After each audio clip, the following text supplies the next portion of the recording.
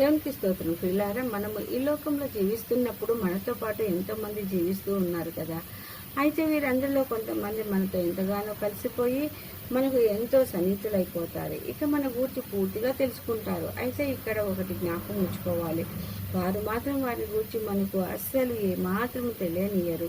వారి మొదలు ఏ తలంపులున్నాయో కొంచెం కూడా తెలియనియరు. ఇలాంటి వారు మన బంధువులలో, రక్త సంబంధంలో, మిత్రులలో, తెలిసిన వారిలో, లేదా కొన్నిసార్లు ఎక్కడి నుంచో వచ్చి మన ప్రక్కనే ఉంటూ అలా ఉన్నవారు ఉంటూ ఉంటారు. అలా ఉన్నవారు మనకు ఏమీ హాని చేయకనున్నచో పర్వాలేదు. కానీ అలా కాక మనల్ని మోసం చేస్తూ కుటుంబాలు విడిపోవడానికి, తల్లిదండ్రులు, అన్నదమ్ములు, అక్కచెల్లులు, స్నేహితులు విడిపోవడానికి కారణమవుతూ వారి జీవితాలను అల్లకల్లలమైపోయేలాగా చేస్తూ ఉంటారు.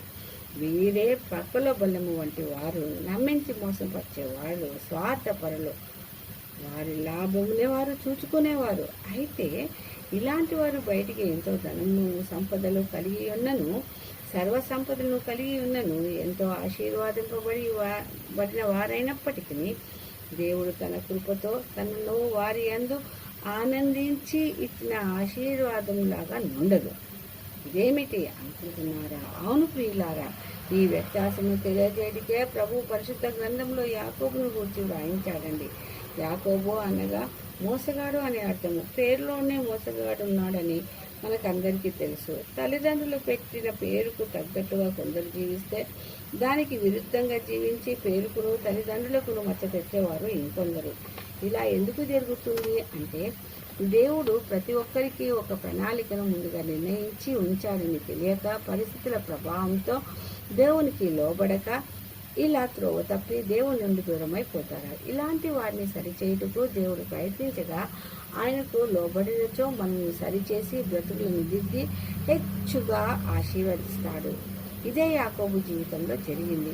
ఇతని అన్న అయిన ఏశావు వేట నుంచి వచ్చి అలసిపోయినాను, ఆకలిగానున్నది, దయచేసి ఆహారమును పెట్టమంటే, ఇదే సరి అయిన సమయమని, నీ జ్యేష్ఠత్వం నిచ్చెనను పెట్టదనని ప్రమాణపూర్వకముగా ఏశావు అమ్మివేయగా జ్యేష్ఠత్వమును తీసుకున్నాడు. మరియు తండ్రి అయిన ఇస్సాకు దృష్టి మందగిలియుండగా, నేనే ఏశావునని చెప్పి అన్నకు రావలసిన ఆశీర్వాదములను తల్లి సహాయంతో పొందుతున్నాడు. ఇలాంటి మోసగాడికి తల్లి కూడా సహాయపడ్డదా అని ఆశ్చర్యపోకండి. ఇక్కడ ఇది అంతయు దేవుని ప్రణాళికని. ఎందుకనగా తల్లి అయిన రిబ్కా గర్భములో శిశువులు పెనుగులాడుతున్నప్పుడు యెహోవా నడగగా, 2 జనములు నీలోనున్నవి, ఒకరికంటే ఒకరు బలిష్ఠులు, పెద్దవాడు చిన్నవానికి దాసుడగునని అన్నాడు. కాబట్టి ఇలా జరిగింది. ఇలా తప్పు చేసినను తన అన్నయ్య అయిన ఏశావు నన్ను చంపునన్న భయముతో ఒంటరిగా పారిపోయినాడు తన మేనమామ ఇంటికి. అతని పేరు లాబాను. అక్కడనే 20 సంవత్సరములు ఉండి భార్యలను, సంతానమును పొందితే కాక అత్యధికంగా అభివృద్ధిని పొంది విస్తారమైన మందలను, దాసులు,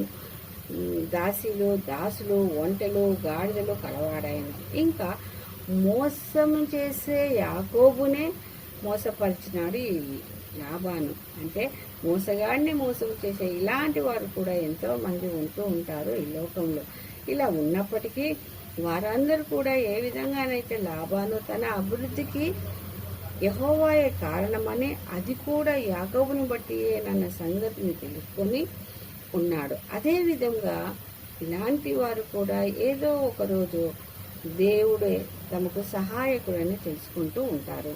ఇంకా యాకోబు పారిపోవచ్చుండగా పొద్దుగుంకినందున ఒక చోట ఒక రాయిని తలగడగా చేసుకుని నిద్రించగా, భూమికి ఆకాశములకు మధ్యనున్న నిచ్చెనకు పైగా భాగంలో యెహోవా కనిపించి, నేను నీవు వెళ్ళు ప్రతి స్థలములో నీ సంతానమును అభివృద్ధిపరుస్తూ నీకు తోడై ఉండి కాపాడుచు మరలా నిన్ను ఇచ్చడికి తెప్పించదను, అప్పటి వరకు నిన్ను విడవను అని అన్నాడు.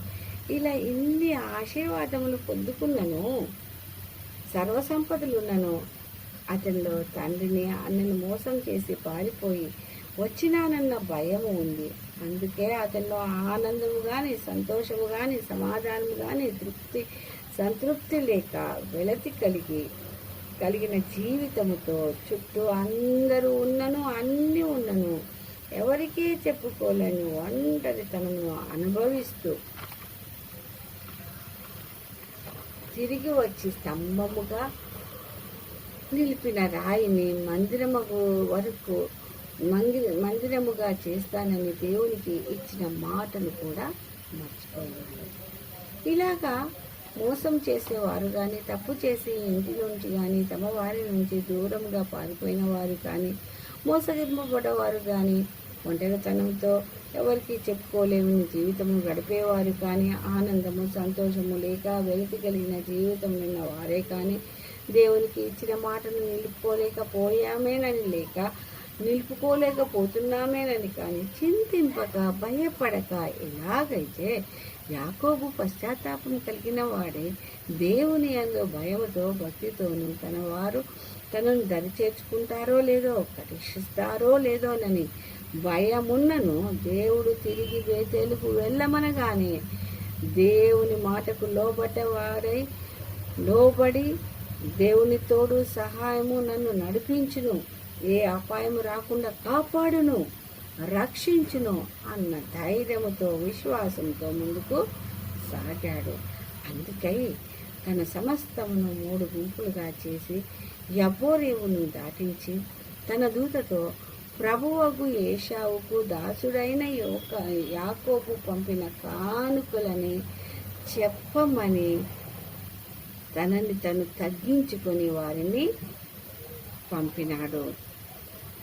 తను అప్పటికే దీవింపబడి ఉన్నప్పటికీ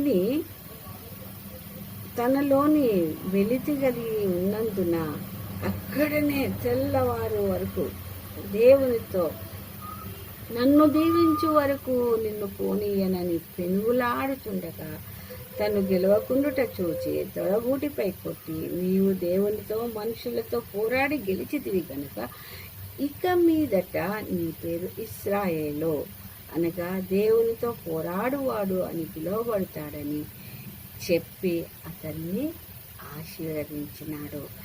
ఈ విధంగా ఆశీర్వాదములు ఉండి సంతృప్తి లేని జీవితం పోగొట్టుకొని సంతృప్తి గల దేవునిచే ఆశీర్వదింపబడిన జీవితంతో తరువాత తన జీవితమంతా తను గడిపివేశాడు యాకోబు. ఈ విధముగా పశ్చాత్తాపముతో విడవక పట్టుదల కలిగి ప్రార్థించిన మన మొరలను దేవుడు ఆలకిస్తాడు. అదే కాకుండా మనము కూడా సరి అయిన కాలు ఉండి త్రోవ తప్పుట కంటే కుంటికాలు అంటే దేవునితో సరిచేయబడిన సరి అయిన మార్గంలో నడిచి ఆశీర్వదింపబడాలి. ఆ విధంగా బడుటకై దేవుని యొక్క పరిశుద్ధాత్మ తోడును సహాయాన్ని మనకు దయచేయమని మనము వేడుకొందాము, ప్రార్థిద్దాము. ఈ కొద్ది వాక్యమును దేవుడు దీవించును గాక. ఆమేన్. ఆమేన్.